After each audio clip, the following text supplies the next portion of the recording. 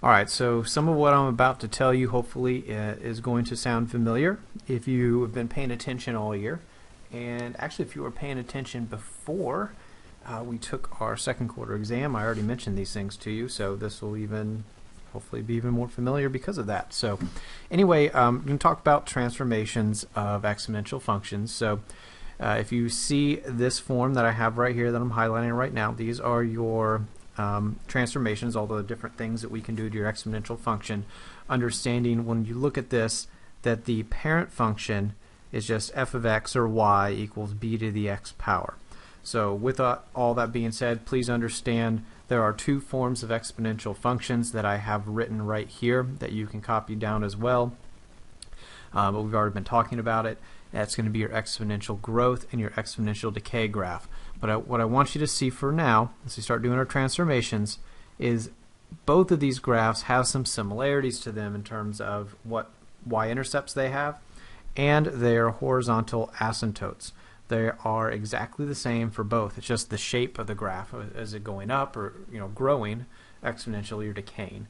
And that has to do with your base. If your base is in between 0 and 1, it's decaying. If it's greater than 1, it's growing.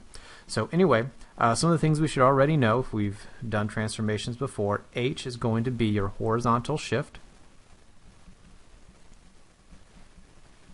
and K is going to be your vertical shift.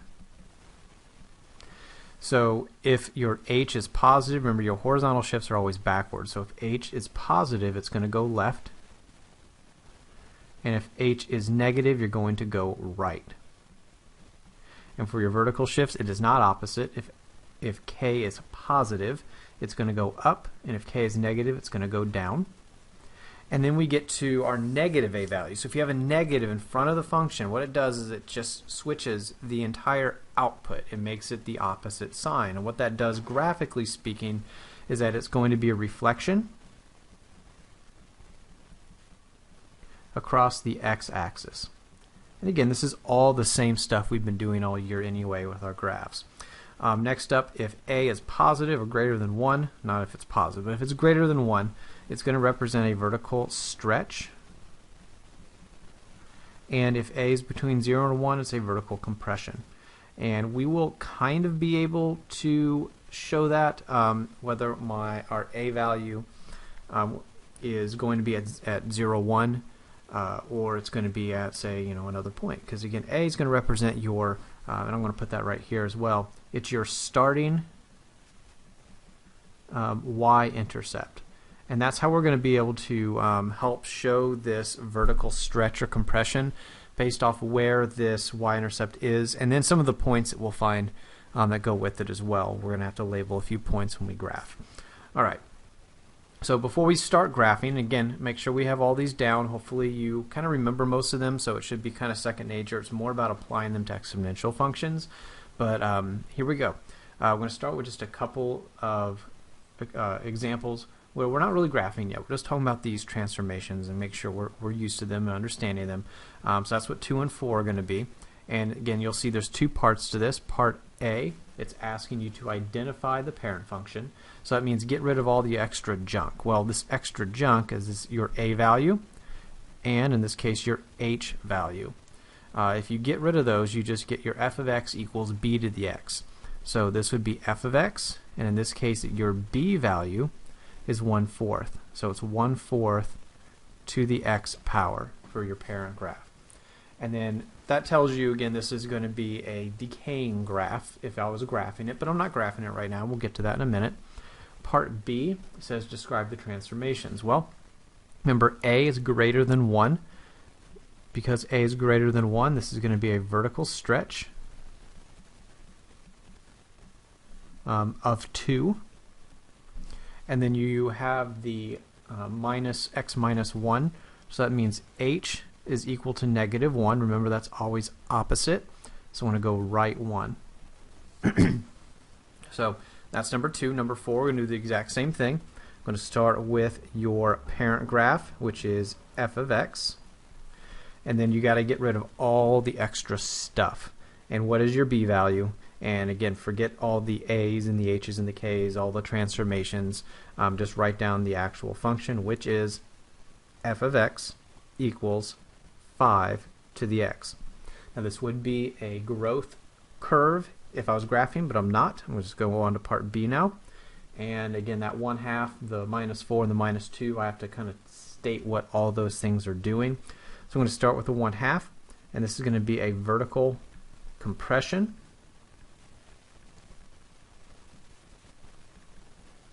of 1/2. Then you have your -4, which means I'm going to go right 4. And then I have the -2, which means I'm going to go down 2. Okay, so again, it's just about making sure you understand your transformations here. Once you have that down, you are able to hopefully start graphing them. And it, obviously there's a few more steps in terms of graphing it. We're going to get to that in just a second here. Actually, let's do it now. So we're going to go down to number 6. We're going to do some graphing. So on number 6, again, all we're doing is recognizing those same transformations, but now we have to put them in a graph. So to get started here, let's just go ahead and label what our A, B, and C are. So this is your A value. Your B value, I don't know why I said C, but your B value is 3. And this is actually that K value. So a couple things to note on this. You have a vertical compression of 1/2. So I'm going to kind of have to talk a little bit more about that one. And then we're going to go up 1. So A, again, represents that vertical compression. Now, here's what I want you to do with that. Remember what I said, and again, you can pause this. I'm going to scroll back up here. What I stated with that A value, when we get to graphing, this is how you're going to have to think about that A value. It is your starting y-intercept. It is not necessarily where you end up, because vertical shift can change that. So here, I know that my starting y-intercept is going to be 1/2. It doesn't mean we label the point 0, 1/2 on our graph, but I'm going to label it right here. The reason why I'm not going to label it on my graphs is because I have a vertical shift. So that means my K value tells me that I'm going to go up 1. So now what I'm going to do on my graph, I'm going to go to 0, 1/2. Don't label this point, I'm just showing you something. And I'm taking that point and I'm going to go up 1. Okay, so there's 2 important points that you need to be aware of on your graphs. Your y-intercept's one of them, so I went ahead and labeled that. Next up, and I made that kind of big, I'll even make it smaller, I just wanted you to see the point. Okay, so now it's actually at 1 and 1/2. Next up, the next important point that we need for our graph, if you look at it, the 2 things that I highlighted on our parent graphs, and that's going to be your y-intercept. Not your y-intercept, I already got that one, sorry. The second one's going to be your horizontal asymptote. And because my graph is going up, then my horizontal asymptote is going to go up. My graph goes down, so does my horizontal asymptote. But again, if your graph goes left and right, moving a horizontal line left and right doesn't really change it. But this one is going to go up 1, so I'm going to go ahead and label my horizontal asymptote at 0, 1.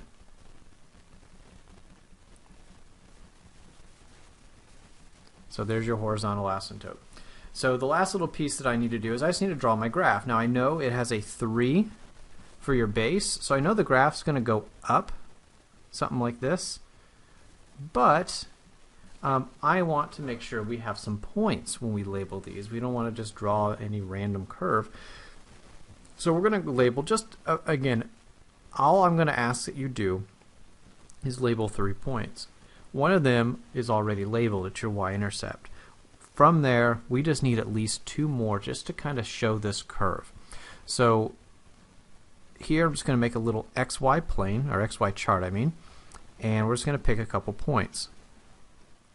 So the first point doesn't really matter, honestly, but if I was going to pick something, let's see. Oh, looks like this whole time I was doing the wrong one, but I guess I'm doing 7 now. It doesn't really matter. So I'm just going to go ahead and pick some points here. Probably try to pick stuff to the right of the horizontal asymptote, and the reason for that is these points, this is mostly going to be a flat curve at this point. then it will touch this 0.01. So I want to get some points out here to kind of see how fast it's going up. So pick some points that, again, aren't just going to be 2 points right next to each other. We want to get the point where it's really moving and changing quite quickly.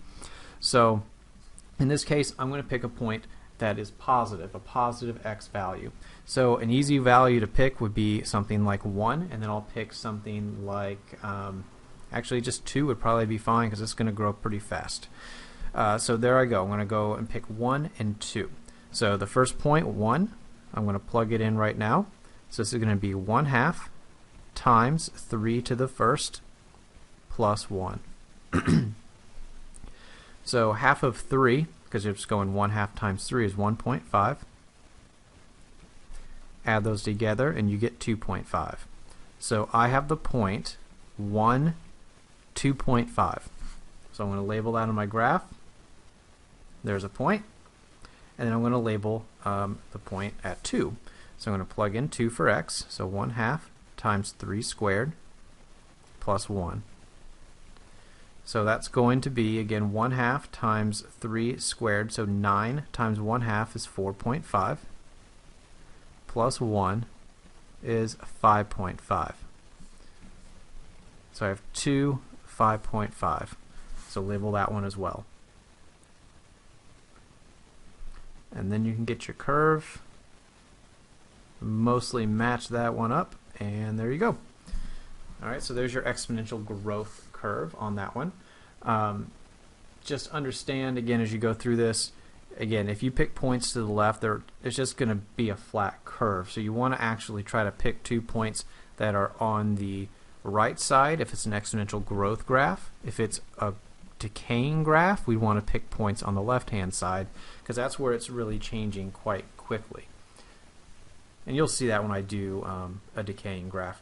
Now I kind of threw myself off here. I'm going to go back and do 6 and let's see, I got 3 halves. I'm looking at my bases. I'll not do number 8. Instead, I will do 6, and I'm just going to change it slightly. So that's just me messing up, but that's fine. So I'm going to put a plus 1 in here. I just want to cover a few things, and then we'll do, to wrap up, we'll do number 9. Alright, so there's number 6. I'm just going to do x plus 1 for that exponent, and here we go. Alright, so number 6, we have to kind of figure out what we're dealing with here. Well, it looks like I got a 1/3 for my b value. This one now I have here my h value equals positive 1, and my k value is going to equal -2. Okay, so at this point, if you think about the a value, that starting y-intercept, because again, this is still important because it's one of our 2 important points. My starting y-intercept would be 0, 1. However, you're going to do 2 things to this point, just like you do with all your points, honestly. You're going to do 2 things. You're going to move it left 1, and I'm going to go, with my k value being -2, I'm going to go down 2. So if I'm going to take that point 0, 1 and go, and I can even show you on the graph, there's the point, and I'm going to go left 1 and down 2, that puts my y-intercept now at -1, -1. Again, I need 2 important values or characteristics of my graph. I need the y-intercept, or where it ends up. You know, it's not actually at on the y-axis anymore because of the horizontal shift. But I want to know where that point went, and I want to know where my horizontal asymptote went. So the horizontal asymptote's a little easier to find because it was right here at the x-axis. However, we just went down 2. So I'm going to take this horizontal asymptote and I'm going to go down 2. 1 and 2. So there's your horizontal asymptote. So again, notice what I'm doing first. I'm labeling the starting y-intercept and where it got moved to. That I'm labeling that point, and then I'm drawing my horizontal asymptote. This is all based off your transformations. You need to be comfortable with them, so you can just go ahead and get these 2 values. Lastly, we need to know, do I have a growing curve, an exponential growth graph, or do I have a decay graph? Well, because b is 1/3, this one is going to be decaying. So it's going to look something like this. And that tells me I'm going to label points to the left of that, my special point, my -1, -1. And again, it should fit when I do it. Okay, so I'm going to pick a couple points here. So I have my point, my important point at -1. So I'm going to pick -2, and I'll pick -3. I'm going to label those values. So here I go. I'm going to plug in -2 for x. So this is going to be 1/3 raised to the -2 plus 1 power minus 2. So this becomes 1/3. -2 plus 1 is -1. And that's going to be, again, minus 2. So now we have to know, what do we do with our negative exponents? Again, I'd be fine if you went ahead and just wrote this as 3. However, you may get confused by that, so I'm going to show you what's going on with this. This is -1 to the -1 power. It's not -1. Sorry. This is 1 to the -1 power over 3 to the -1 power. And if you remember your exponent rules states, for your negative exponents, a to the -m is 1 over a to the positive m, or if you have 1 over a to the -m, it equals a to the positive m. So basically what you're doing, if you have a negative exponent, just move it to the other side of the fraction. So these end up just getting flipped, and you get 3 over 1. So I'm going to come over here and write this as just 3 minus 2, so your output is 1. So you get the point -2, 1 for your first point. So I'm going to come over here and label it -2, positive 1. Again, you'll see this exponent rule get used here in just a second again, because I'm going to have another negative exponent. So you get another chance to see it if that was confusing. Alright, so next up I'm going to plug in -3 into this function. So I'm going to have 1/3. This is going to be to the -3 plus 1 power minus 2. So I'm going to zoom in here now. This becomes 1/3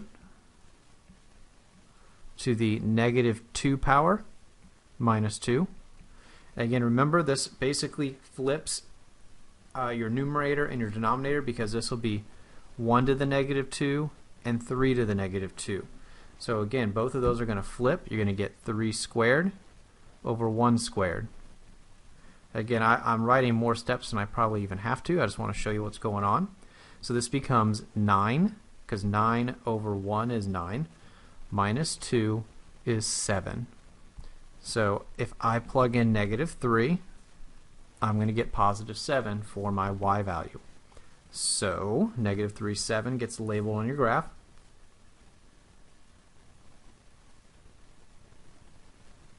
And just draw your curve. So to the left here, it's going to be it's decaying, obviously. Oops. Redo. Okay. So I'm going to be going down pretty fast. Just going to try to have it fit these points as best you can. And then it's got to get flat as you approach that horizontal asymptote. And there you go. There's your decaying graph. Again, as long as I can see a couple points there, there's 3 actually, but you know, the starting point's one of them. I see those 3 points, and everything seems to be pretty close. You're doing good. And then I'm going to come back, and now, since I've done 2 of these, let's talk about all those important characteristics that we have, and then I'll do the last one all together. So for both of these, if you notice the domain, it is, even though it's going up pretty fast, the domain is still going to be all real numbers, and it will be for all of these. So that's all real numbers for both. The range, though, again, you got to look at that horizontal asymptote. Now your graph is going to approach that horizontal asymptote, but it's never going to touch it. So because of that, your range for the first one is going to start with a parentheses. You'll never use brackets on these. and it looks like that parentheses is going to be at -2. That's the smallest value for my y's, and it's going to go up to infinity. Whereas for the second graph, it starts with, again, a parentheses at 1, and it goes up to infinity. Oh, that's an ugly looking infinity. There we go. All right, so that's going to be your range for both.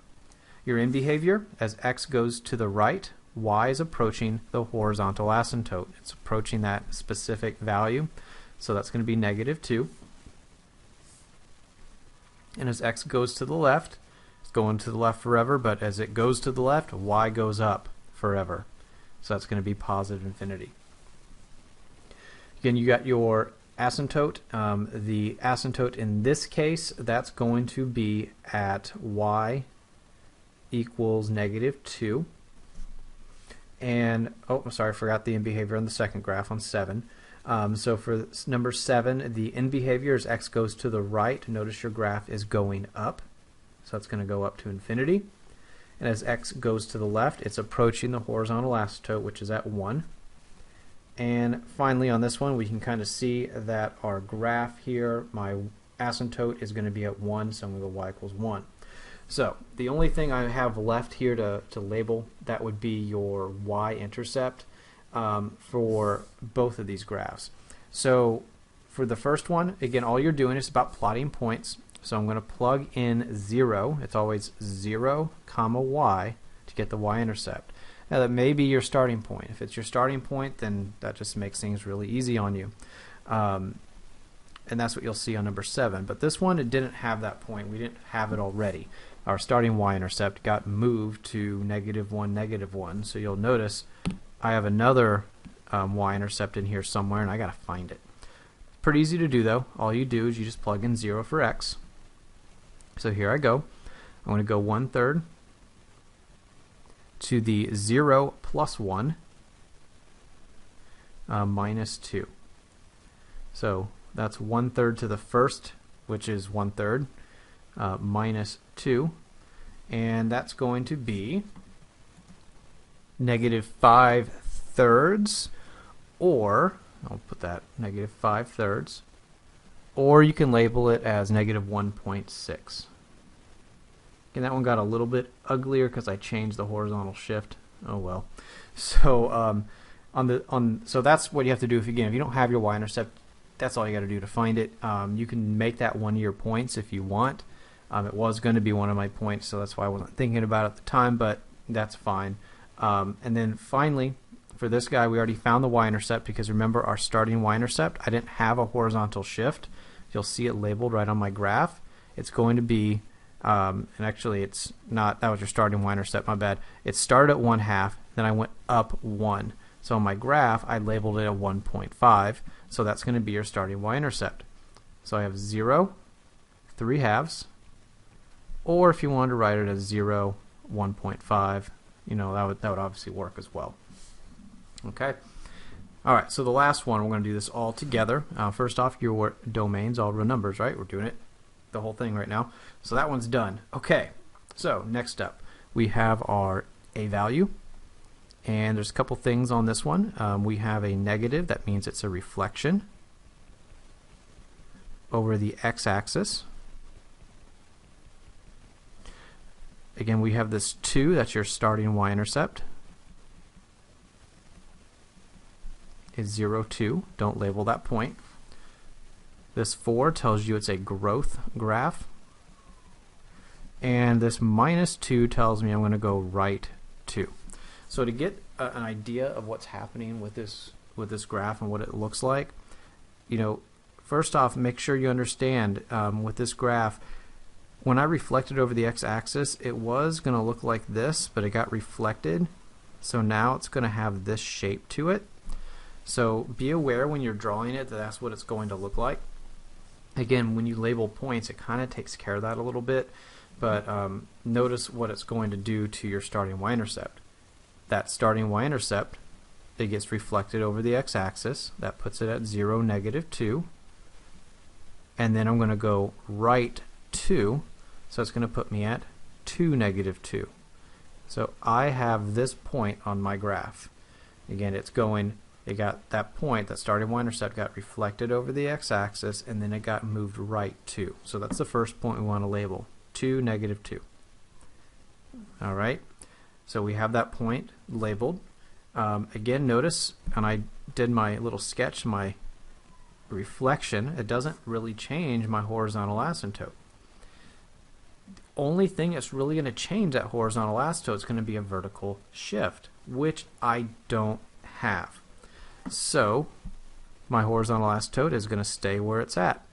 Nothing's really changed, so it doesn't change. In terms of, I don't have a vertical shift, so nothing's really changing there. So there is your setup. Those are the two values you have to find first. That should be your number one goal. Get those two values, and then you can start plotting your points. And again, when I graph it, it should look something like that. So here we go. Let's pick some points, and let's see what happens. Again, I forgot to do the y-intercepts on the other ones, but no big deal. I'll do that now. I'll pick 0 as one of my points. And again, since I'm picking a point that's going to be in here somewhere, I want to pick a point out here somewhere. You have to pick something that is not just going to be, all these points that are almost the same as it gets close to that horizontal asymptote. I want to pick something out in this range, or this area. So I'm going to pick, let's see, that's 2. I'll pick 4. Actually, 3 should be fine because it's got a stretch to it. So I'll pick 3. All right, so I'm going to plug in 0 and 3 for x. So here I go. First one is -2 times 4 to the 0 minus 2. So if I simplify this out, that becomes -2 times 4 to the -2 power. Know your exponent rules. Remember that negative exponent does this. It's going to be 1 over 4 squared. So that's -2 times 1/16. And again, if you're simplifying this, this becomes, this 2 cancels, and that's 1/8, so it's -1/8. So there's your y-intercept. Again, there's a lot of work in between there, but we have 0 and then -1/8. So it's going to be really close to 0. So right in here. Okay? As close as you can get, really. And then we're going to plug in 3 next. So I'm going to plug in 3 for x and see what I get. So I'm going to go -2 times 4 to the 3 minus 2. So this one does not give me a negative exponent, so it's going to be -2 times 4 to the first. So that's going to be -8. So my next point is at 3, -8. So I'll go 1, 2, 3, and then 1, 2, 3, 4, 5, 6, 7, 8. And again, you can see that graph going down pretty quickly. I don't like that graph too much. Let me try to get as close as I can here. Again, you want to make sure the graph is approaching that horizontal asymptote and then curves away slowly. Again, it takes off pretty quick as you're going down, but it's not actually vertical. Even if it looks vertical, it's not. I mean, it's almost vertical, but it is still going to the right. Be aware of that, because your domain is still all real numbers. Now your range, because this graph got flipped, remember you start at the bottom first, so that's going to be -infinity with a parentheses, all the way up to 0 with a parentheses, because you're not touching that horizontal asymptote. The end behavior as x goes to the right, y is going down, so it's going down to -infinity. But as x goes to the left, you are actually approaching that horizontal asymptote. So that's going to be at 0. Your y-intercept we have labeled here at 0, -1/8. And your asymptote is at y equals 0. So that is graphing exponential functions. Again, be aware there's 2 things you need to find. You need to find your horizontal asymptote and that starting y-intercept wherever it moved. From there, you need to get 2 more points. And again, what you need to make sure you're understanding throughout all this is those transformations, and I understand how those rules work. So go ahead and try your homework now at this point. And again, if you have any questions, bring them to class and we'll go over them then.